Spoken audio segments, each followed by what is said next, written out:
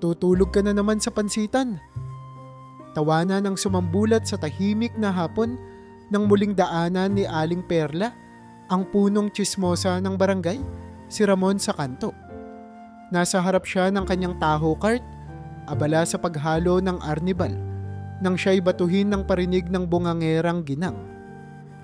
Ang dami mong binubuhay na pulubi, kaya siguro yang taho mo, puro tubig na lang, hindi ba? Pahabol pa ni Aling Perla na sinabayan ng mas malalakas pang tawanan mula sa mga miron. Isa na rito si Mang Rico, ang tambay na palaging nagpapalipas ng oras sa tindahan ni Aling Nita.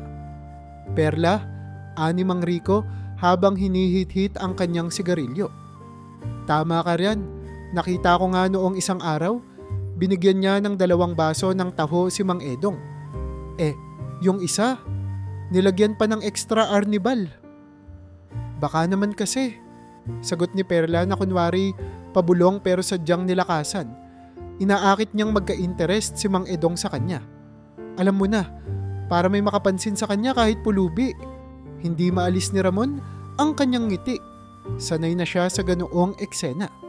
Sa katunayan, halos araw-araw na niya itong naririnig. Kapag tumutulong siya sa isang bata, may magsasabi, "Ramon, paano yan? Yung taho mo, paubos na. Wala ka pang kita." Kapag nagbibigay siya ng pagkain kay Choben, isang matandang pulubi na palagi niyang naaabutan sa gilid ng kalsada, siguradong may magbubulungan na, "Aba, suki talaga si Choben. Nakatikim na naman ng special taho si Lolo." Sa kabila ng lahat ng pintas, patuloy pa rin si Ramon sa kanyang ginagawa. Hindi niya pinapatulan ang mga tsismosa at tsismoso. Para sa kanya, mas mahalaga ang makatulong sa kapwa kaysa makisali sa walang kwentang argumento. Kung tutuusin, ang taho ay taho lamang. Isang simpleng pang-araw-araw na pagkain na mura at madaling mahanap. Ngunit sa mata ni Ramon, ito ay isang simbolo ng kabutihan.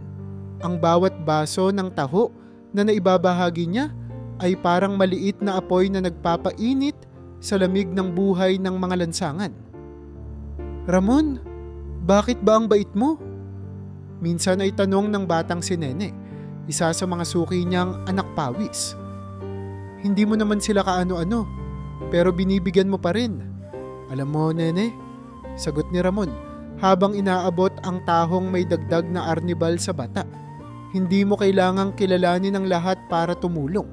Minsan, sapat na yung makita mong ngumiti sila kahit saglit." Ang totoo, hindi lahat ng tumatawa sa kanya ay masama ang intensyon. May mga iilang residente rin sa barangay na hinahangaan si Ramon sa kanyang kabutihan. Ngunit dahil mas malakas ang boses ng mga kritiko, mas napapansin ito ng marami. "Ramon, pwedeng 5 piso muna utang? Ibabayad ko mamaya." Hirit ni Mang Edong isang umaga. Kilalang kilala na ni Ramon ang ganitong taktika. Sa huli, alam niyang hindi na ito babalik para bayaran siya. Ngunit kahit ganoon, inabot pa rin niya ang baso ng taho at sinabing, "Sige Mang Edong, kahit di na kayo magbayad, ingat kayo." Pagkatapos noon, narinig na naman niya ang mga usap-usapan sa di kalayuan. Si Ramon talaga, madaling mauto. Kaya siguro siya nakakalbo. Iniisip niya lahat ng problema ng iba. Sabat ni Aling Linda. Ngunit sa halip na magalit, binilisan lang ni Ramon ang paglalagay ng arnibal sa mga baso.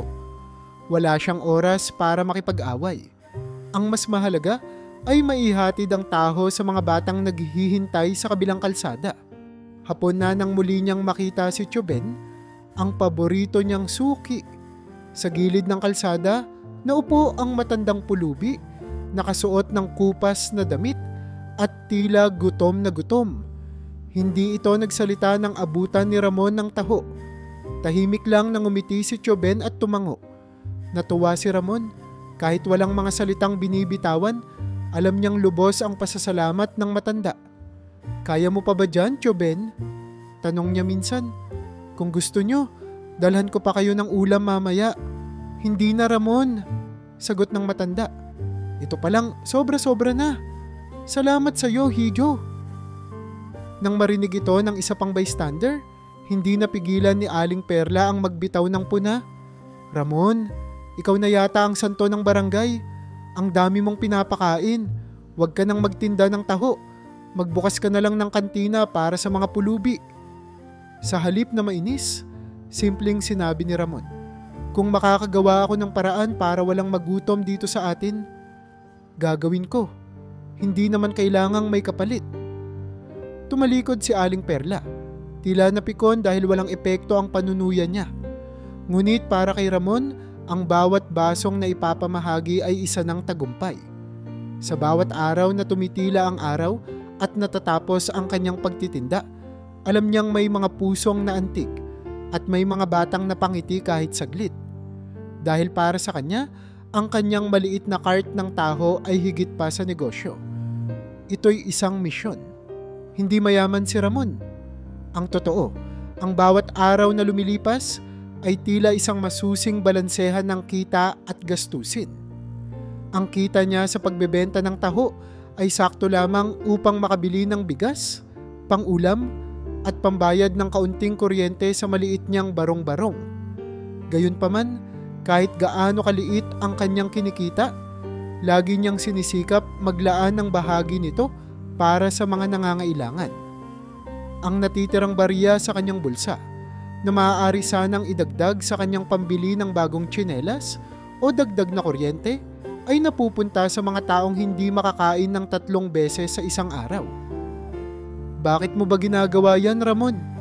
Tanong minsan ni Mang Bert, ang maglalako ng gulay na madalas niyang nakakasalubong sa kalsada. Nakita kasi nitong iniabot ni Ramon ang isa sa kanyang natitirang taho sa isang bata. Minsan lang naman mangyari to, Mang Bert. Tutal, busog pa ako. Paliwanag ni Ramon habang abala sa pag-aayos ng kanyang mga supot ng arnibal. Ngunit sa totoo lang, hindi lang ito minsan. Madalas niya itong ginagawa. At kapag kinumusta siya ng mga kaibigan kung kumusta na ang kita, ang lagi niyang sagot ay simpleng ngiti lamang. Alam mo, Ramon, ang bait mo, sabi ni Aling Meli, ang tindera ng sukat at tuyo sa kanto. Pero baka naman minsan isipin mo rin ang sarili mo. Baka mamaya, magising ka na lang isang araw, wala ka ng taho cart. Si Ramon naman ay ngumiti at nagbiro. Kung mawawala man yung taho cart ko dahil sa pagtulong, siguro oras na para magtinda ng puto. Napatawa ang mga tao sa paligid. Pero may mga kibit-balikat din. Kilala si Ramon sa kanilang lugar bilang ang Taho King ng Kalinga. Hindi lang dahil sa masarap niyang taho, na maraming arnibal at sago, kundi dahil sa hindi niya kayang tumanggi sa mga humihingi ng tulong. Sa simula, ang bansag na iyon ay sinabi ng mga bata na malimit niyang abutan ng libre. Mula doon, kumalat ang pangalan. Kapag tumutulong siya, laging may makakarinig ng nandyan na si Taho King? At sa kabila ng tila panunuya sa kanyang pagiging galante, tinanggap ni Ramon ang bansag na ito bilang paalala na may pagkakataon pa siyang maging mabuting tao araw-araw. Gayunpaman, hindi maiiwasan na may mga nagdududa sa motibo ni Ramon. Ang iba'y nagsasabi na baka kaya niya ginagawa ito ay upang sumikat. Siguro gusto niya lang talagang magpa-impress. Ani Aling Perla sa isang umpukan sa tindahan ni Aling Nita. Alam mo, may narinig akong chismis na baka nagpapakabait lang siya kasi may binabalak siyang tumakbo sa barangay election. Minsan, kahit si Mang Rico na dati natutuwa sa kabutihan ni Ramon ay tila napapaisip na rin. Kung talagang tapat siya, bakit hindi niya itinataas ang presyo ng taho para mas makapagbigay pa siya ng tulong? Tanong nito habang umiinom ng kanyang bote ng serbesa. Subalit, kahit ano pa ang sabihin ng iba, hindi nababahala si Ramon. Tuwing nakakarinig siya ng mga ganitong usap-usapan, tumatawa na lang siya sa sarili at sinasabi, kung sincero ang iyong intensyon, hindi mo kailangang ipaliwanag sa iba. Paulit-ulit niyang pinapaalalahanan ang sarili na ang kanyang layunin ay hindi ang manalo ng palakpakan, kundi ang makapagbigay ng konting ginhawa sa araw ng iba. Hindi niya kailangan ng marangyang buhay. Para kay Ramon, ang bawat baso ng taho na kanyang naibabahagi ay katumbas ng isang maliit na tagumpay. Hindi nasusukat sa halaga ng pera, kundi sa dami ng pusong naaantig niya. Hindi lahat ng tao sa barangay ay naniniwala sa tsismis.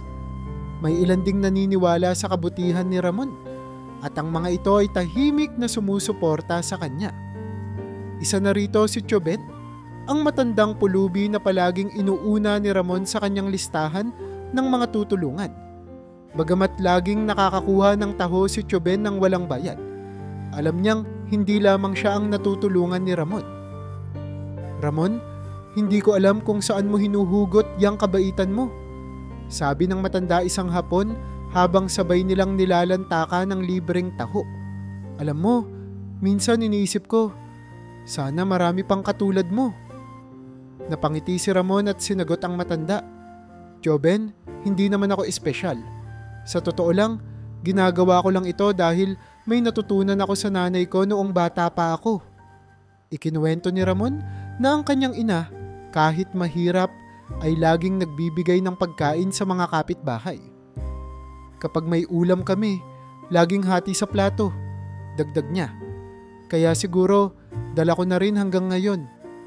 Kahit anong liit ng kita ko, mas magaan sa pakiramdam kapag may natutulungan ka." Habang lumilipas ang mga araw, mas lalo pang nakikilala si Ramon. Hindi lahat ay naniniwala sa kabutihan niya, pero para sa kanya, hindi iyon mahalaga. Masaya na siyang makita ang mga bata na may taho sa kamay, si Choben na may ngiti sa labi, at ang mga nakakasalubong niya sa kalsada na bumabati sa kanya ng may ngiti, kahit paminsan-minsan ay may kasamang biro. Sa isang maliit na baryo, kung saan ang bawat araw ay tila isang pakikibaka, ang presensya ni Ramon ay nagbigay ng isang simpleng paalala. Ang kabutihan, gaano man kaliit, ay mahalaga.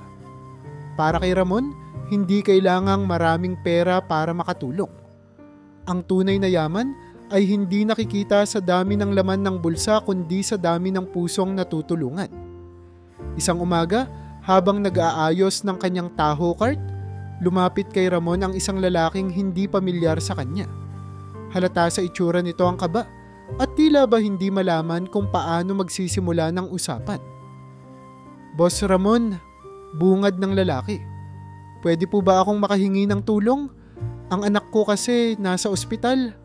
Nahirapan huminga kagabi at ngayon kailangang bayaran yung bill bago siya maoperahan." Napaisip si Ramon. Mula ulo hanggang paa, tiningnan niya ang kausap, ngunit wala siyang nakitang bahid ng pagsisinungaling. Nang makita niyang parang naiiyak na ito, umiling siya ng mahina at nagdesisyong magbukas ng bulsa. "Magkano po ba ang kailangan niyo?" tanong niya. "Kahit konti lang, boss. Kahit pang down payment lang sa ospital." Inilabas ni Ramon ang kanyang mga bariyang iniipon para sana sa mga gastusin niya sa linggong iyon. "Ito po lahat ng meron ako," sabi niya habang iniaabot ang pera. "Pasensya na kung kulang, pero sana makatulong kahit kaunti." Tumango ang lalaki. At sa halip na magpasalamat, bigla na lamang itong nagmamadaling umalis. Hindi na hinintay ang karagdagang tanong ni Ramon. Nagpatuloy si Ramon sa pagbebenta ng taho. Iniisip kung maayos kaya ang kalagayan ng anak ng lalaki. Subalit makalipas ang ilang araw, may narinig siyang usapan sa tindahan ni Aling Nita. Yung si Mang Edgar, ani ng isang tambay. May mga chismis na ginamit lang daw yung hiningi niyang pera para sa inuman. Nabahala si Ramon. Baka naman iba yung Edgar na sinasabi nila, anya sa sarili. Pero nang masabi ng isa pa na yung tumakbo agad pagkatapos makakuha ng pera kay Ramon, hindi na siya makapagsalita. Ang pagkakakilanlan ay masyadong akma at ramdam niya sa kalooban na siya nga ang tinutukoy. Hindi na niya ito binanggit sa iba, ngunit sa kanyang loob, masakit tanggapin na niloko siya ng taong lubos niyang pinagkatiwalaan. Hindi natapos ang mga pagsubok doon. Minsan kailangan niyang pumunta ng palengke para bumili ng arnibal at sago. Iniwan niya ang kanyang taho cart sa isang tabi. Hindi pa siya nagtatagal sa loob ng palengke nang marinig niya ang sigawan sa labas. "Ramon! Ramon! Yung cart mo. Si Mang Rico ang tumatawag. Dali-daling lumabas si Ramon at tumambad sa kanya ang isang eksenang hindi niya inaasahan. Wala na ang kanyang taho cart. Nakita na lang niyang papalayo ang isang grupo ng mga kabataan. Hila-hila ang kanyang cart. Sandali lang, wag niyong kunin yan.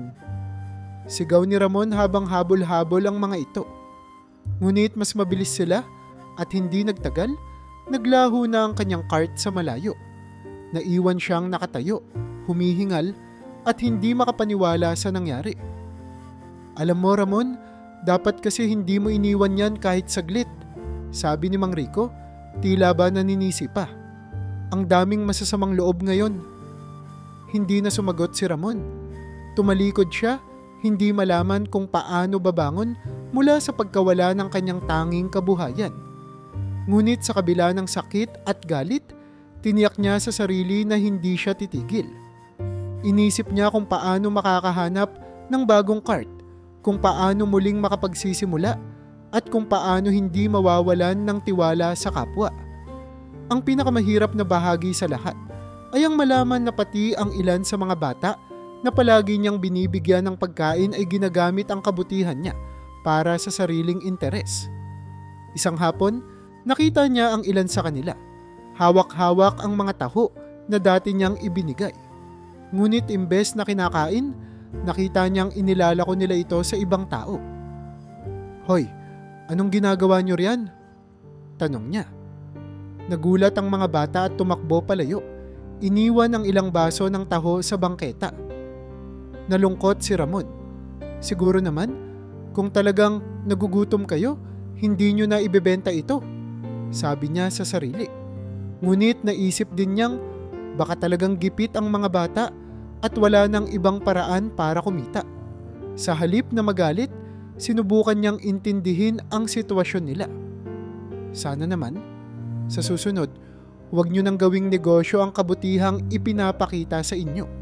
Sa kabila ng lahat ng panlalamang, patuloy pa rin siyang nagbibigay.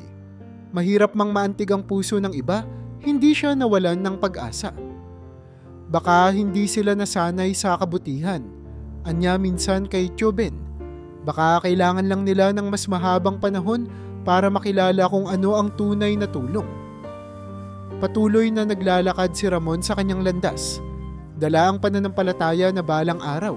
Kahit isa lang sa mga natulungan niya ang tumigil at magpasalamat, sapat na iyon. Sa kabila ng mga pagsubok, hindi nawala ang liwanag sa kanyang mga mata. Kahit na maraming nanloko, maraming nang-api, at maraming umabuso, naniniwala pa rin siya na ang kabutihan, gaano man kaliit, ay may kakayahang magbago ng buhay ng iba. Isang mainit na tanghali nang makita ni Ramon si Tioben sa unang pagkakataon. Naroon siya sa gilid ng kalsada, nakaupo sa ilalim ng punong akasya. Isang lumang supot ng pagkain ang hawak ng matandang lalaki. Marahil ay tira-tirang tinapay o kanin. Ngunit sa kanyang pagbangon, bigla itong nadulas at kumalat ang laman sa kalsada. Halata ang panghihinayang sa mukha ng matanda habang pilit niyang pinupulot ang mga natapon. Wag na po kayong yumuko, Tio. Ako na po, sabi ni Ramon habang mabilis niyang pinulot ang mga piraso ng tinapay. Matapos masigurong wala ng kalat, binuksan niya ang kanyang taho cart at sinabing, Tio, ito po. Uminom na lang kayo ng taho, masarap yan at mainit-init pa. Sa unang pagkakataon, nakita niyang ngumiti si Tioben. Maraming salamat, Hijo. Napakabait mo, sabi ng matanda habang maingat na hawak ang baso ng taho.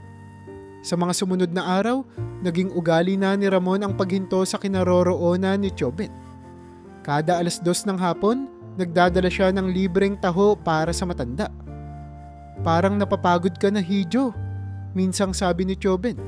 Kahit konti lang ang kita mo, abay sinasama mo pa ako sa gastusin mo. Ngunit ngumingiti lang si Ramon. Tiyo, maliit lang naman ang isang baso ng taho. Ano ba naman ang isang baso kung makakabawas ito sa gutom mo? Di nagtagal, hindi na lamang taho ang hatid ni Ramon kay Tioben. Kapag may natirang ulam mula sa hapunan, maingat niya itong inilalagay sa isang plastic container at dinadala kinabukasan. "Tiyo, ito pong adobong manok. Mainit-init pa. Pasensya na kung kaunti lang," sabi niya habang inaabot ang pagkain. Napansin niyang sinisigurado ni Chobin na malinis ang kanyang mga kamay bago hawakan ang pagkain. "Hindi mo kailangang humingi ng pasensya, Hiho. Ang isang butil ng bigas ay mas mahalaga kaysa ginto kapag ikaw ay nagugutom," sagot ng matanda. Ang mga usapan nila ni Chobin ay tila nagiging pahinga ni Ramon sa araw-araw niyang trabaho. Tuwing hapon, nag-uusap sila tungkol sa iba't ibang bagay. Ang panahon, ang mga nagdadaan sa kalsada, at ang mga simpleng alaala ng nakaraan. Ngunit sa kabila ng ngiti at kwento ni Chobin, ramdam ni Ramon na may malalim na lungkot sa kanyang tinig. "Alam mo, Ramon," sabi ni Chobin isang hapon, "hindi ako palaging ganito. May pamilya rin ako dati. May bahay, may trabaho, may mga anak." Tumigil ang matanda, tila nag-iisip kung itutuloy ang kwento. "Pero may nangyari. Isang araw, bigla na lang nawala lahat. At noong mawala sila, nawala na rin ang direksyon ng buhay ko." Hindi na siya nagtanong pa ng marami. Alam niyang masakit ang mga alaala ni Chobin. Ngunit mula noon, mas sinikap ni Ramon na gawing magaan ang araw ng matanda. Kapag may dalang taho, lagi niyang iniisip kung paano ito magpapasaya kay Chobin. Kapag may natirang ulam, iniingatan niyang huwag masira ito para siguradong maayos pa rin pagdating sa matanda. Sa kabila ng hirap ng buhay, si Chobin ay nanatiling maayos sa sarili. Lagi siyang nagpapasalamat sa bawat maliit na tulong. At ni minsan, hindi siya humiling ng sobra. Hindi rin siya nagpakita ng galit sa mundo, kahit alam ni Ramon na marami na itong pinagdaanan. Ang dignidad ni Chobin ang isa sa mga dahilan kung bakit mas lalo siyang hinangaan ni Ramon. Sa kabila ng lahat, ang matanda ay nananatiling tahimik, magalang at puno ng pasasalamat. Minsan, habang magkaharap sila sa bangketa, tinanong siya ni Ramon, "Chobin, paano mo nagagawa yun? Parang kahit anong hirap, hindi ka nawawalan ng loob." "Ramon, ang buhay ay isang mahabang lakad," sagot ng matanda. "Minsan nasa araw tayo, minsan nasa ulan. Ang mahalaga, kahit basa ka na o pagod na, humakbang ka pa rin. Hindi lahat ng tao mabait, pero kapag may isa kang makikitang tao na katulad mo, yung handang magbigay kahit hindi ka kilala, malaking bagay na yon para patuloy kang lumakad." Ang mga salitang iyon ay tumatak sa isip ni Ramon. Sa kanyang mga simpleng araw ng pagtitinda ng taho, hindi niya naisip na ang pag-aabot ng isang baso ng taho ay maaaring magbigay ng lakas sa isang taong halos nawalan na ng lahat. Hindi niya naisip na ang natitirang ulam sa bahay ay maaaring magpasaya sa isang matandang nagugutom. At hindi rin niya naisip na sa kabila ng lahat ng panlalamang na kanyang naranasan, makakatagpo siya ng isang kaibigang tulad ni Chobin. Isang taong nagpaalala sa kanya na kahit gaano kahirap ang buhay, ang kabutihan ay laging may kapalit na hindi nasusukat sa pera o material na bagay. Bawat hapon, sanay na si Ramon na makita si Chobin sa ilalim ng punong akasya. Lagi siyang nakaupo roon, magiliw na bumabati kapag dumarating si Ramon dala ang kanyang taho at natirang ulam. Ngunit isang araw, napansin niyang wala ang matanda. Ang lugar na dating okupado ng karton at lumang supot ng pagkain ay bakante na. Sa unang tingin, inakala niyang baka maagang umalis si Chobin para humanap ng ibang mapagkakakitaan. O baka nalibang lang ito kung saan. Baka bumalik din siya mamaya. Ani Ramon sa sarili, pilit na kinukumbinsi ang sariling huwag mag-alala. Ngunit lumipas ang mga araw at hindi pa rin nagpakita si Chobin. Sinubukan niyang magtanong-tanong sa iba pang pulubi na madalas ding tumambay sa tabi ng palengke. "Si Chobin, hindi namin siya nakita mula noong isang araw," sagot ni Manang Esther, isa ring matagal ng palaboy sa lugar. Maging si Mang Luis, na palaging kausap ni Chobin, sa tuwing hapon ay hindi rin makapagbigay ng sagot. "Hindi naman siya nagsabi kung saan siya pupunta," Tanong ni Ramon kay Mang Luis. Wala, Hijo. Parang normal lang ang lahat nang huli ko siyang makita. Sagot nito, halatang may bahid ng pagkabahala sa tinig. Nagsimula nang mag-isip si Ramon ng kung ano-anong senaryo. Baka nagkasakit si Tioben o baka may dumating na masamang loob na sinaktan siya. Baka naligaw siya o nadala sa lugar na hindi niya kilala. Maraming baka, pero walang kasiguruhan. Araw-araw, dumadaan si Ramon sa dating tambayan ni Tioben. Nagbabaka sakaling makita ito, pero bawat araw na lumipas, lalo lang siyang kinabahan. Siguro kailangan kong magtanong sa ospital, naisip niya. Baka may nakakita sa kanya roon.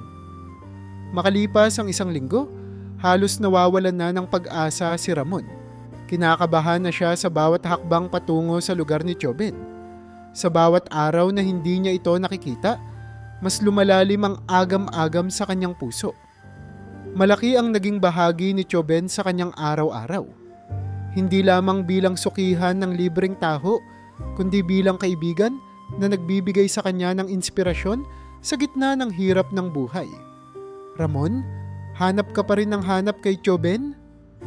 Tanong ni Mang Rico nang minsang madatnan si Ramon sa kanto. Oo, Mang Rico. Sagot niya, hindi kasi ako sanay na hindi siya makita. Parang may kulang. Tiyak kong babalik din yun. Baka naman naglalamyerda lang. Hirit ng lalaki, sabay hagikik.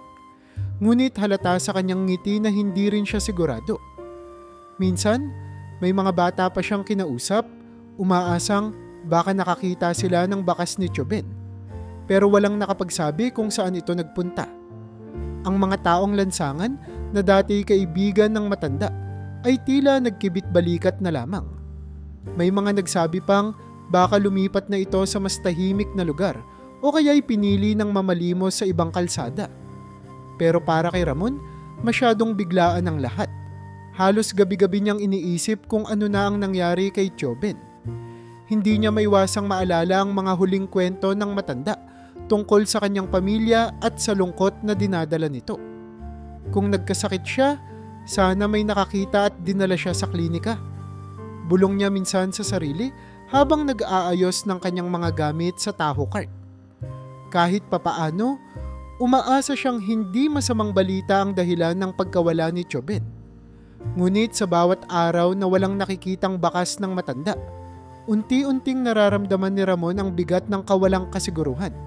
Ang hapon na dati laging puno ng maikling kwentuhan ay naging tahimik.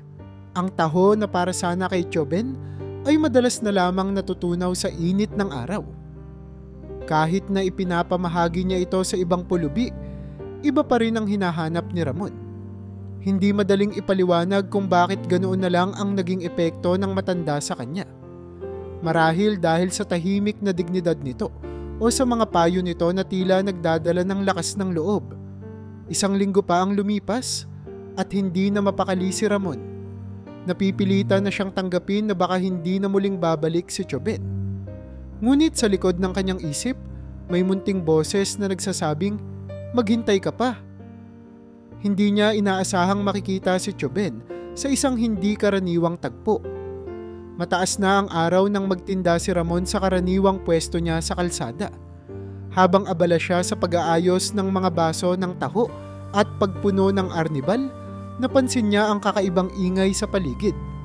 Isang magarang itim na kotse ang huminto ilang metro lang mula sa kanya. Sa liit ng kanilang lugar, bihira lang makakita ng ganitong sasakyan. Kumpleto pa ito sa tinted na salamin at makintab na pintura. Napakunot ang noo ni Ramon. Wala naman kasing tao sa kanilang lugar na kilalang nagmamay-ari ng ganoong uri ng sasakyan. Bukod pa roon, napansin niyang parang may kung anong nakakahiyang katahimikan ang bumalot sa paligid.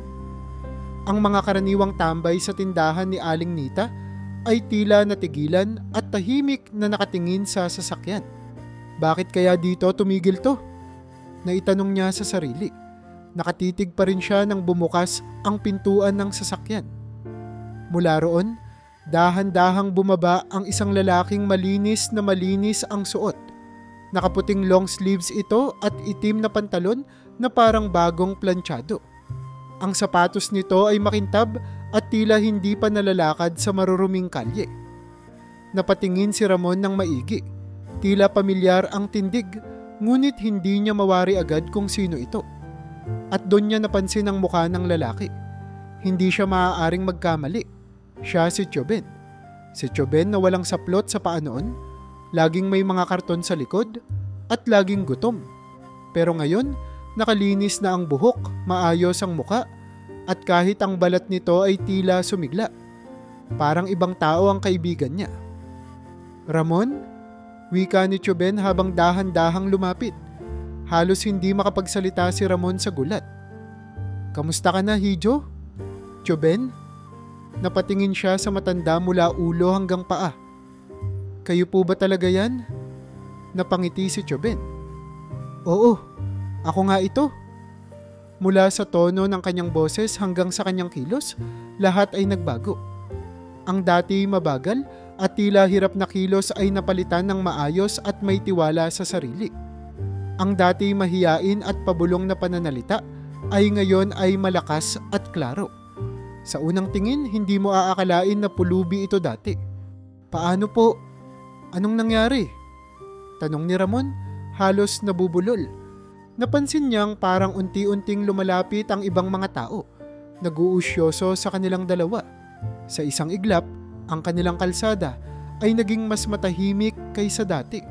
Ang bawat tao'y tila naghihintay kung ano ang susunod na mangyayari. Matagal kong gustong makabalik dito, sagot ni Tioben. Marami akong kailangang ipaliwanag, pero bago ang lahat, Ramon, gusto ko munang magpasalamat sa iyo.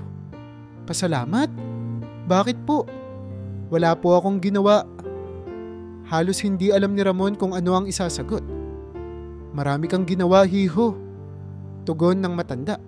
Noong panahon na wala akong wala. Noong panahon na ni hindi ko na alam kung may bukas pa para sa akin, ikaw ang nag-abot ng pagkain. Ikaw ang nagpakita sa akin na kahit gaano kahirap ang buhay, may kabutihan pa rin sa mundong ito. Sa sinabi ni Tioben, mas lalong lumalim ang mga tanong sa isip ni Ramon. Paano ito nagbago ng ganito? Ano ang nangyari sa mga araw na hindi niya ito nakita? At bakit tila isang taong mataas ang posisyon o may kaya na ngayon ang kaibigang nakilala niya sa lansangan? Pero Tio, tanong niya sa wakas, paano po ito nangyari? Dati po, araw-araw lang kayo dito. Tapos bigla na lang kayong nawala. At ngayon ganito na po kayo. Napansin niyang marami na ring nag-aabang sa sagot ng matanda. Mahabang kwento, Hijo, at marami pa akong dapat ipaliwanag. Pero huwag kang mag-alala, sagot ni Tioben. May bahid ng lungkot sa kanyang tinig. Hindi ako nawala para lang iwan ka. Bumalik ako dahil gusto kong ikaw ang unang makaalam ng totoong kwento ko. Sa sinabi ng matanda, mas lalo lang naguluhan si Ramon. Ngunit sa kabila ng kalituhan, isang bagay ang sigurado. Bumalik si Tioben. At kahit ano pa ang naging dahilan ng kanyang pagbabago, hindi mawawala ang paggalang at tiwala ni Ramon sa kaibigan. Naghihintay siya ng sagot, ngunit naramdaman niyang may lalong mahalagang kwento na magbubukas sa susunod na pag-uusap. Nang makaupo sila sa isang simpleng lamesa sa tabi ng isang tindahan, hindi pa rin lubos na makapaniwala si Ramon sa harap ng mga nangyayari. Malinis at makintab ang damit ni Tioben. Tila mahirap isiping ito rin ang parehong matandang nakilala niya sa lansangan. Ang mga taon ng pagiging pamilyar sa imahe ni Tioben na simpleng nakasandal sa pader, maruming karton ang gamit bilang upuan at kupas na damit ang suot ay tila napawi ng isang iglap. Nasa harap niya ngayon ang isang taong kakaiba, hindi lang sa anyo kundi sa tindig at kilos. Ramon, panimula ni Tioben, mabagal at mahinahon ang boses. Kailangan kong aminin sa iyo ang isang bagay. Halos hindi makapagsalita si Ramon.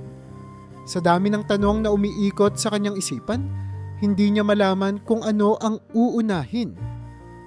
Ano po yun, Tio? Tanong niya sa wakas. Hindi ako tunay na pulubi. Diretsong sagot ni Tioben, habang nakatingin ng diretso kay Ramon. Halata ang bigat ng mga salitang iyon. Noong mga panahon na nakita mo akong nakaupo sa gilid ng kalsada, noong binibigyan mo ako ng pagkabaw ng pagkain at inumin, hindi ako tulad ng iniisip ng karamihan. Hindi po kayo. Nabubulol si Ramon sa pagtatangka niyang intindihin ang narinig.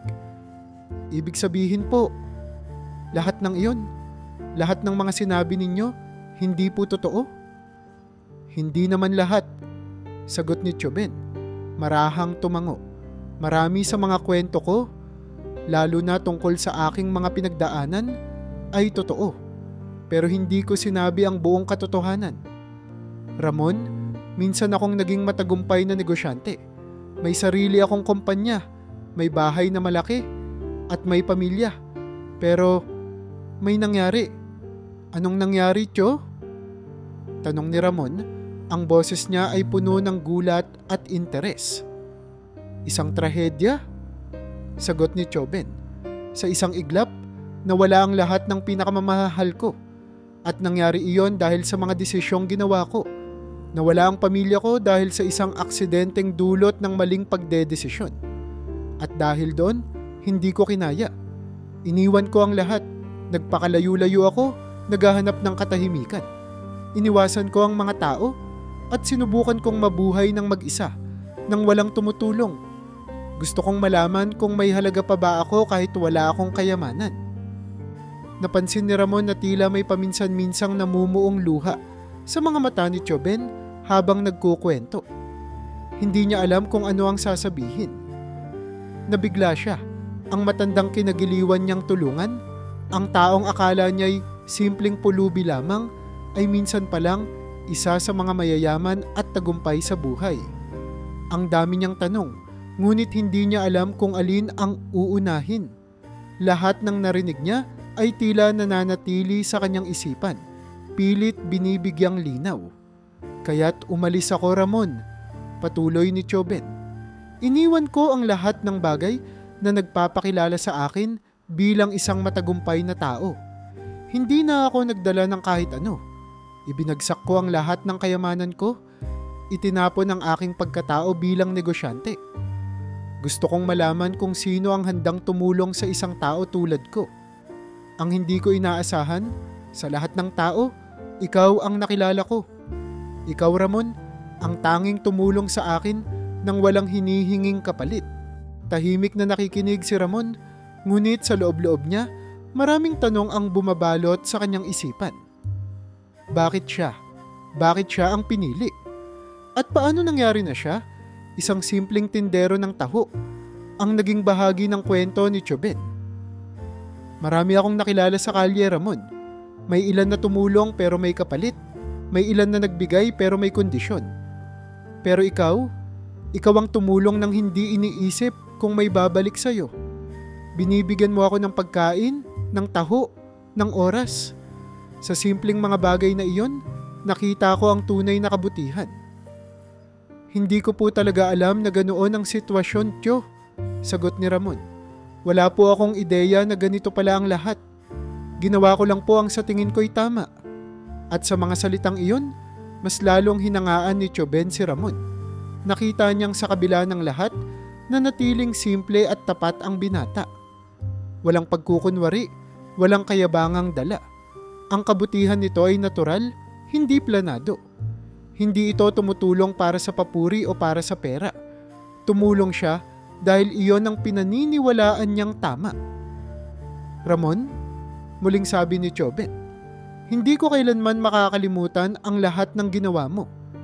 Hindi mo kailangang intindihin kung bakit ako nawala o kung bakit bumalik ako ngayon. Ang mahalaga ay naipakita mo sa akin na kahit sa pinakamadilim na bahagi ng buhay ko, may tao pa ring magmamalasakit. Ang revelasyong ito ay tila bumaligtad sa mundo ni Ramon. Hindi niya agad na proseso ang lahat. Ang Tioben na kaibigan niya, ang matandang akala niyang walang-wala, ay minsan palang mayaman at may makulay na kwento ng tagumpay at trahedya. Ngayon, sa harap ng kaalamang iyon, hindi niya alam kung ano ang susunod na mangyayari. Ang alam lang niya ay nagbalik si Tioben hindi para manghingi, kundi para magpasalamat, para magbigay ng kahulugan sa bawat baso ng taho at piraso ng ng pagkain na inabot niya noon. At sa revelasyong iyon, unti-unting naunawaan ni Ramon na minsan, ang kabutihan ay hindi tungkol sa kung ano ang matatanggap mo, kundi sa kung ano ang ibinibigay mo ng walang pag-aalinlangan. Nang mag-usap silang muli ni Joben, hindi na nagtataka si Ramon kung bakit malinis at maayos na ang kaibigan. Sa pagkakataong ito, naging mas malinaw na ang mga sinabi ni Joben. Tinanggap na ni Ramon ang mga revelasyon tungkol sa nakaraan ng matanda. Ngunit ang hindi niya inaasahan ay ang alok nito sa kanya.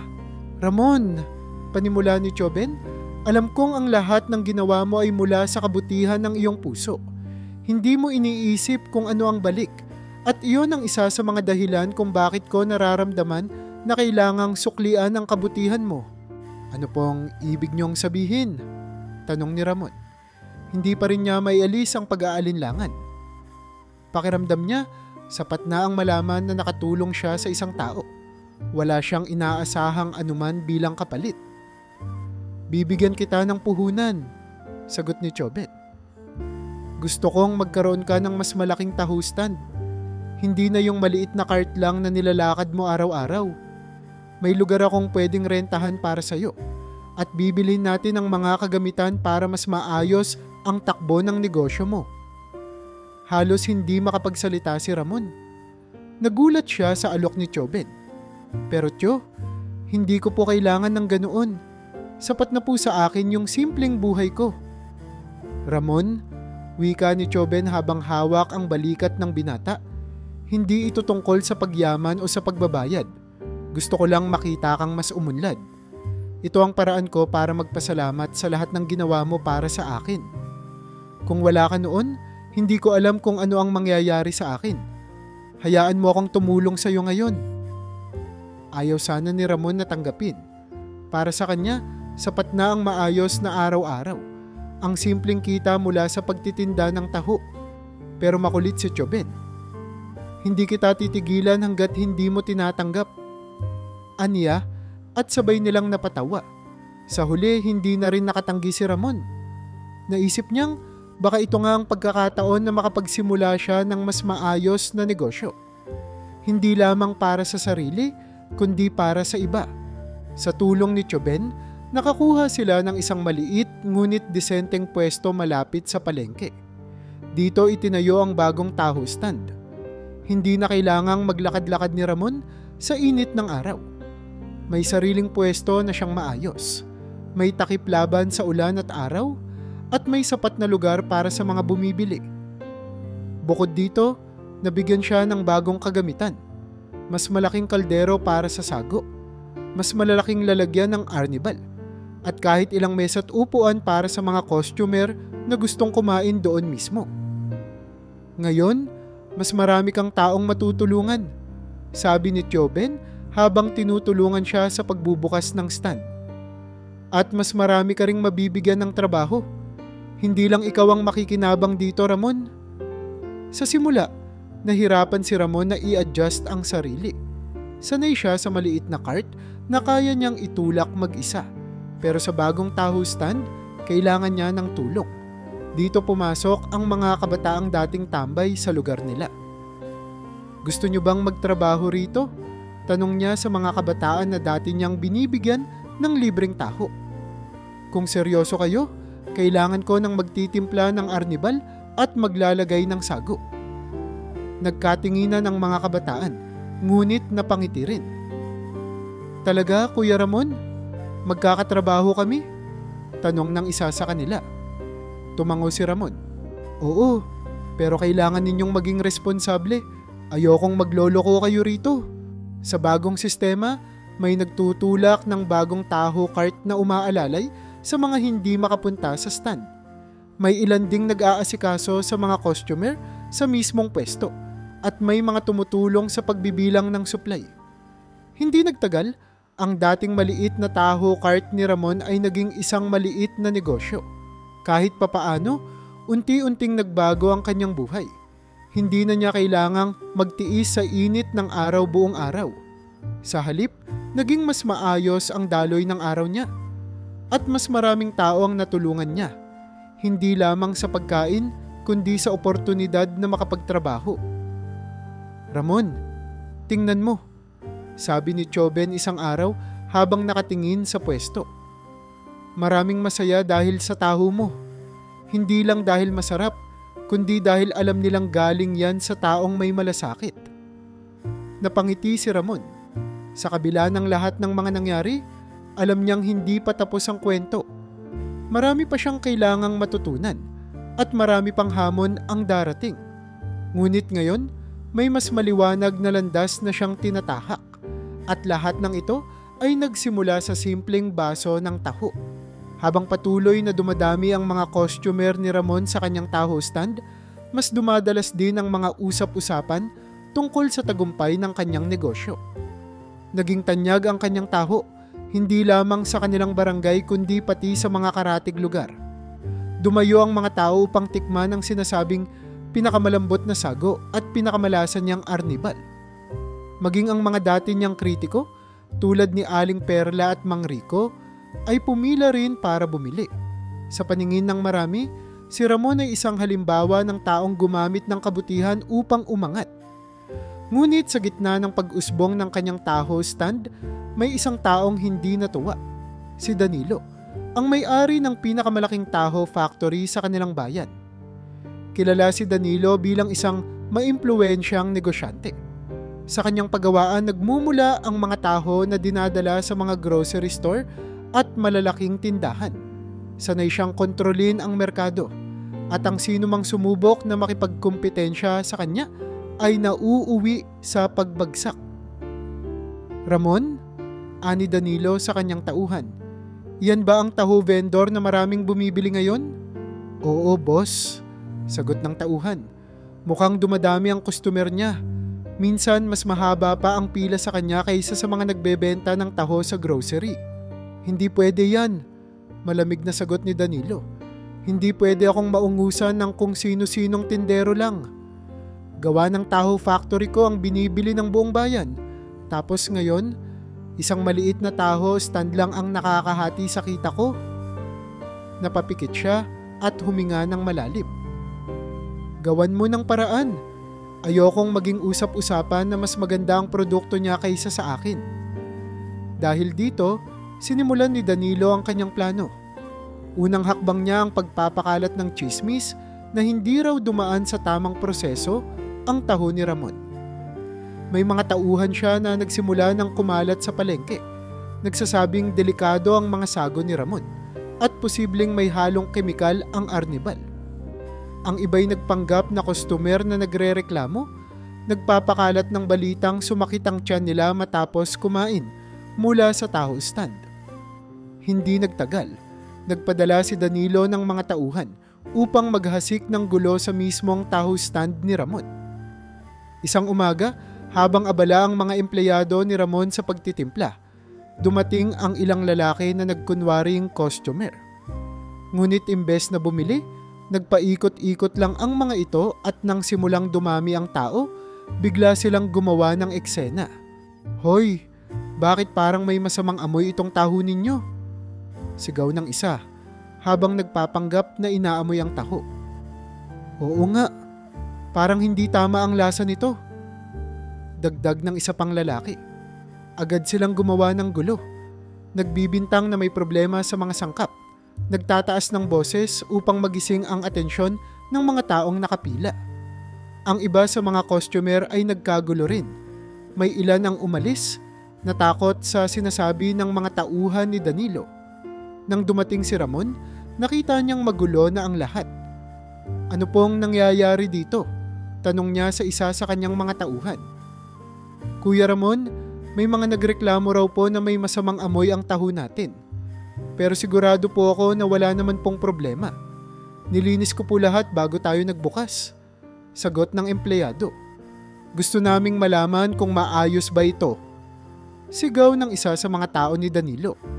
Baka kung anong nilalagay ninyo sa arnibal nyo. Kami mismo ang gumagawa ng arnibal. Mahinahong sagot ni Ramon. Lahat ng sangkap ay malinis at sariwa. Wala po kaming itinatago. Pero hindi nakinig ang mga tauhan ni Danilo. Lalo pa nilang nilakasan ng sigaw, kaya't ang ilang natitirang customer ay umalis na rin. Napansin ni Ramon ang isang pamilyar na muka sa likod ng grupo. Ang mismong tauhan ni Danilo na dati niyang nakikita sa ibang mga taho supplier. Doon niya naisip na hindi ito ordinaryong reklamo. May nagmamaniobra ng sitwasyon. Makalipas ang ilang araw, hindi lang ang mga tauhan ni Danilo ang sumugod sa taho stand. Maging ang mga awtoridad ay dumating upang siyasatin ang negosyo ni Ramon. May reklamo raw na natanggap ang barangay tungkol sa hygiene at legalidad ng operasyon ng taho stand. Sinabi nilang kailangang masiguro kung may permit ba si Ramon, kung malinis ba ang kanyang mga sangkap, at kung sumusunod siya sa mga regulasyon. Ginoo, pahayag ng isang opisyal, hindi namin sinasabing may mali agad, pero may reklamo kaming natanggap, kaya't para sa kapakanan ng lahat, kailangan naming magsagawa ng inspeksyon. Walang problema po, sagot ni Ramon. Kumpiyansa po ako na maayos ang lahat ng proseso namin. Hindi ko po kailanman niloko ang mga customer ko. Gayunpaman, hindi maalis sa isip ni Ramon ang ideya na may sumasabotahe sa kanyang negosyo. Hindi ito basta simpleng reklamo. Parang may mas malalim na plano na naglalayong sirain ang kanyang pangalan at reputasyon. Ngunit sa kabila ng lahat ng gulo, nagdesisyon siyang manatiling kalmado. Ipinakita niya sa mga awtoridad ang mga dokumentong nagpapatunay na legal ang kanyang operasyon. Ipinaliwanag niya ang kanyang proseso ng pagluluto, ang pagpili niya ng mga sangkap at ang matinding pag-iingat na kanyang ginagawa sa araw-araw. Habang inaalam pa ng mga awtoridad ang punot dulo ng reklamo, alam ni Ramon na ang laban ay hindi pa tapos. Sa bawat araw na lumilipas, lalo niyang nararamdaman ang bigat ng sitwasyon. Ngunit sa kabila ng hamon na ito, nananatili siyang matatag. Alam niyang kailangang ipaglaban ang kanyang negosyo. Hindi lamang para sa sarili niya, kundi para sa mga kabataang nabigyan niya ng trabaho at sa mga customer na umaasa sa kanyang taho. Sa likod ng lahat, nagdadalawang isip siya kung dapat bang harapin si Danilo. Ngunit sa ngayon, ang mahalaga ay patunayan na malinis ang kanyang pangalan at karapat-dapat siyang magpatuloy sa pagseserbisyo. Ang pagdating ng kontrabida ay simula pa lamang ng mas malaking hamon. Ngunit para kay Ramon, ang tagumpay ay hindi lamang nakasalalay sa lakas ng negosyo, kundi sa integridad ng kanyang pagkatao.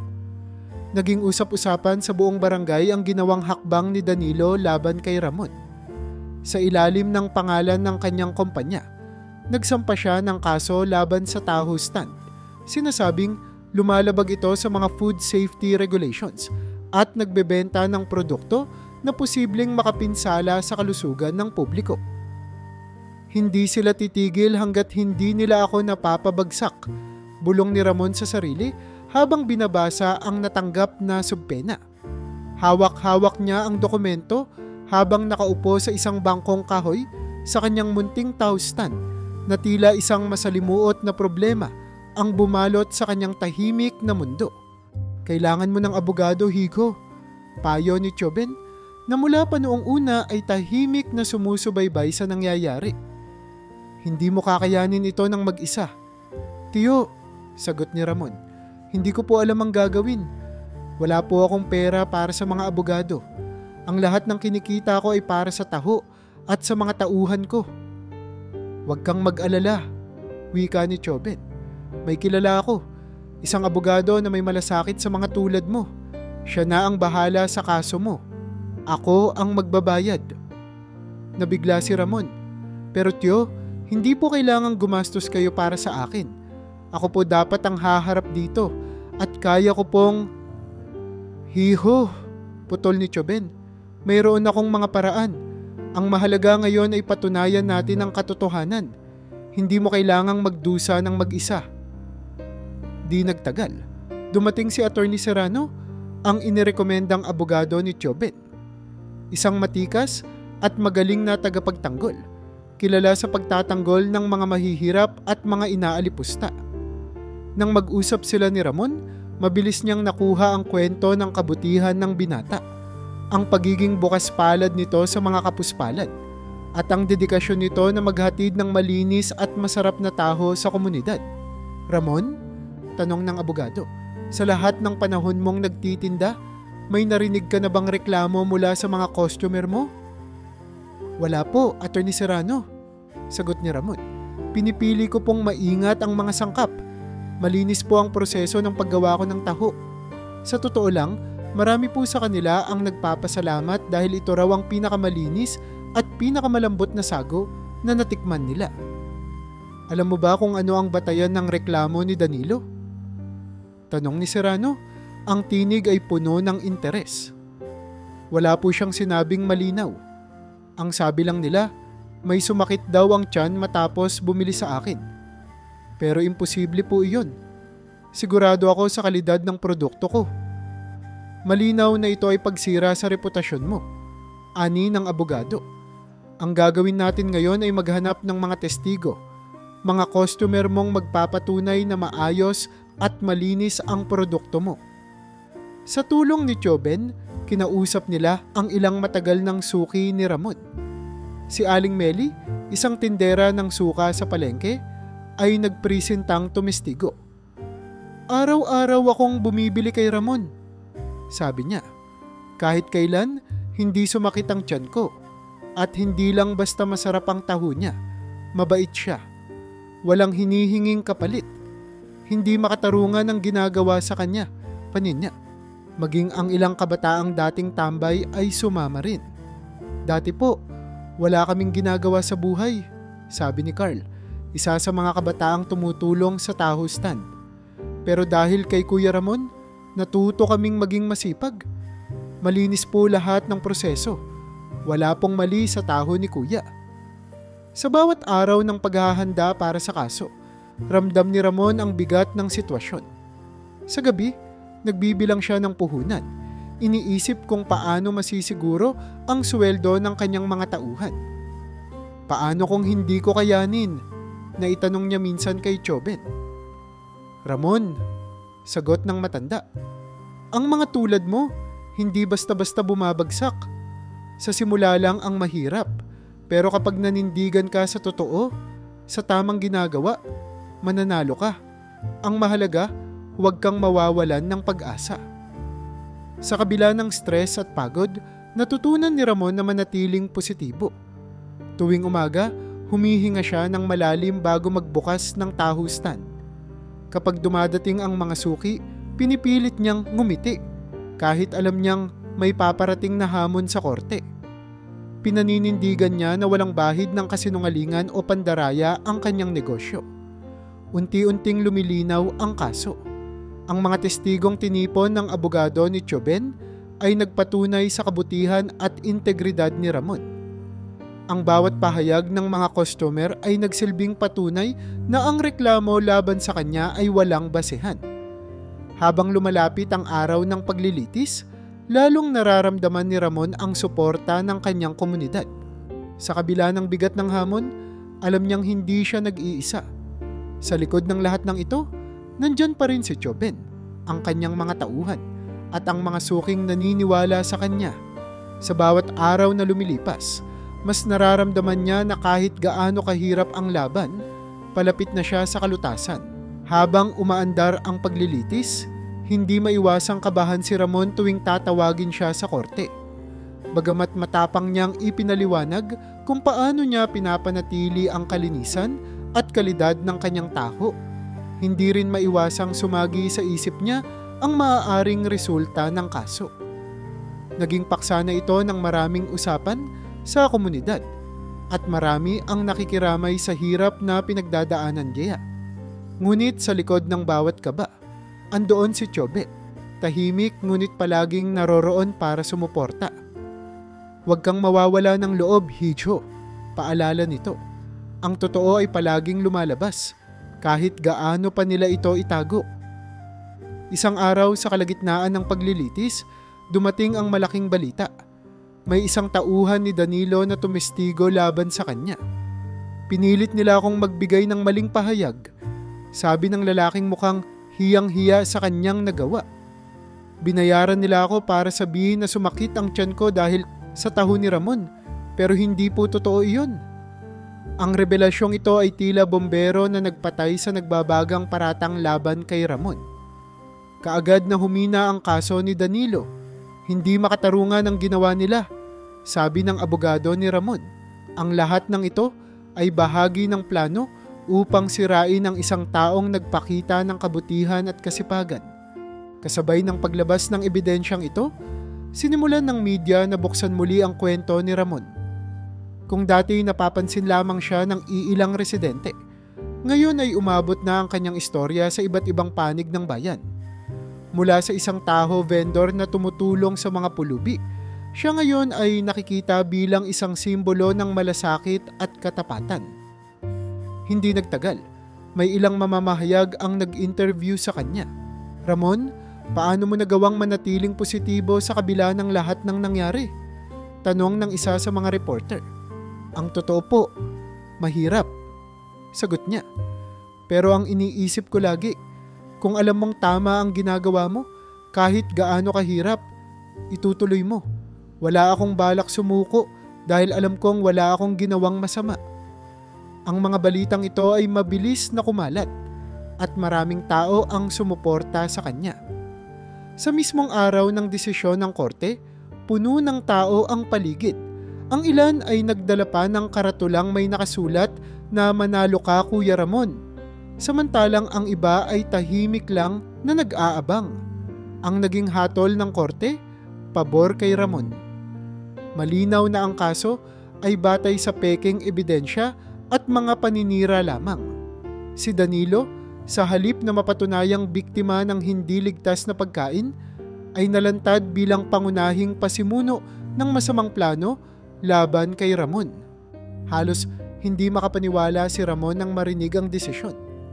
Bumagsak siya sa kanyang upuan, nanginginig, ngunit bakas ang malaking ginhawa sa kanyang muka. Salamat po, Attorney Serrano, sabi niya sa kanyang abogado. Kung wala kayo, hindi ko po alam kung ano ang mangyayari. Ang abogado naman ay ngumiti at sinabing, ikaw ang dapat pasalamatan, Ramon. Ikaw ang nagpursigi at nagpakita ng tunay na tapang. Sa paglabas ni Ramon sa korte, sinalubong siya ng mga tao. Ang ilan ay nagpasalamat, ang iba na may humanga sa kanyang dedikasyon. Kuya Ramon, sana marami pang tulad mo. Sigaw ng isa sa mga kabataan. Tila nabuhayan ng loob si Ramon. Sa kabila ng lahat ng hirap, ang tagumpay na ito ay naging bagong yugto ng kanyang buhay. Naging malinaw na ang laban ay hindi lang tungkol sa negosyo, kundi sa prinsipyo. At sa wakas, nagtagumpay siya sa kanyang layunin na panatilihin ang integridad ng kanyang taho at ipakita ang halaga ng pagkakaroon ng malasakit sa kapwa. Matapos ang paborableng hatol ng korte, tila nagbago ang ihip ng hangin para kay Ramon. Mula sa isang simpleng taho vendor na pinagtangkaang sirain ng pangalan, unti-unti siyang naging kilala bilang simbolo ng katatagan at integridad.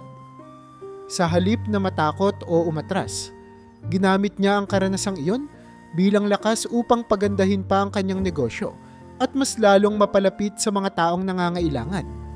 Kuya Ramon, salamat sa oportunidad. Sabi ni Carl, isa sa mga kabataang dati naglalaboy lang sa lansangan.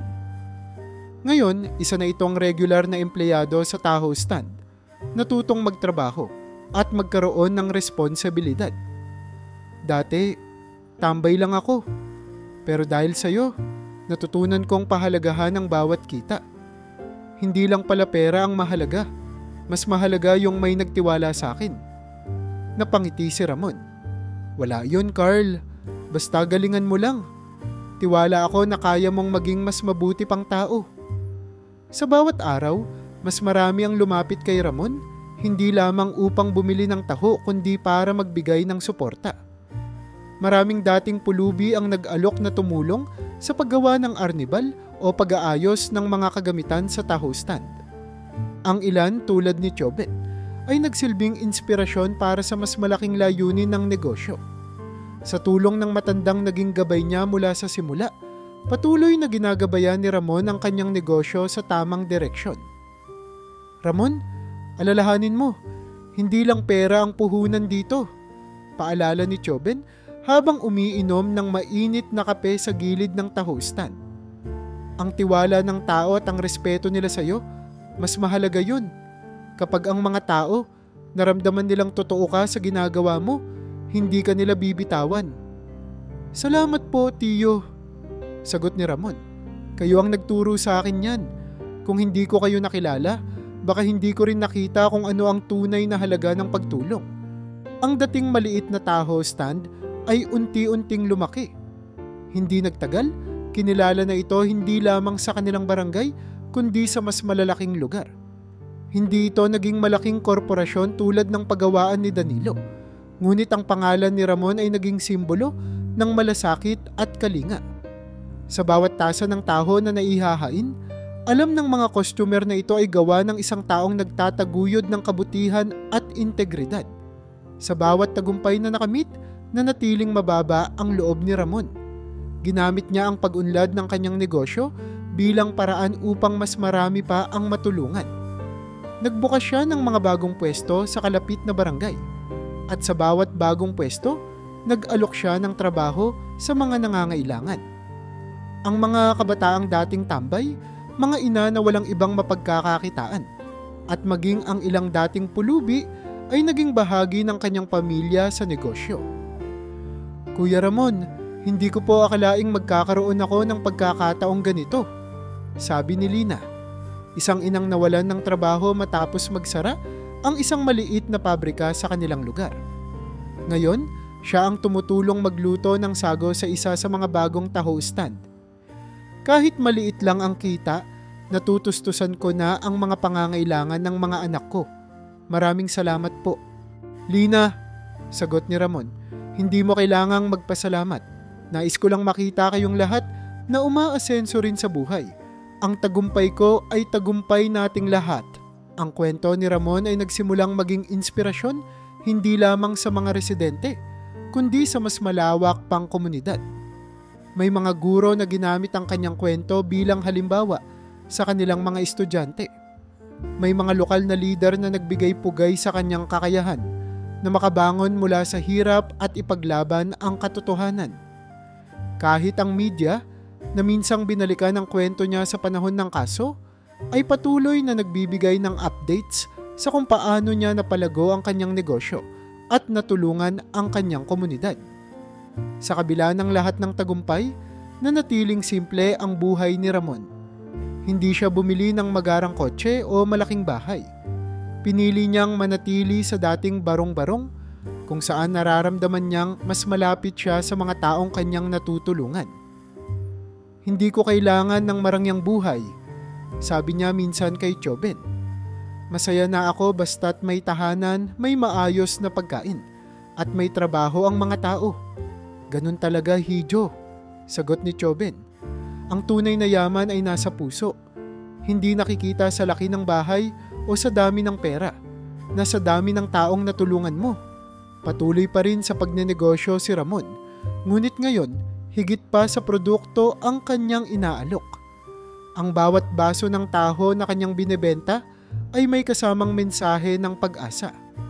Ang bawat sukling barya ay paalala ng kabutihang maaaring ipasa sa iba.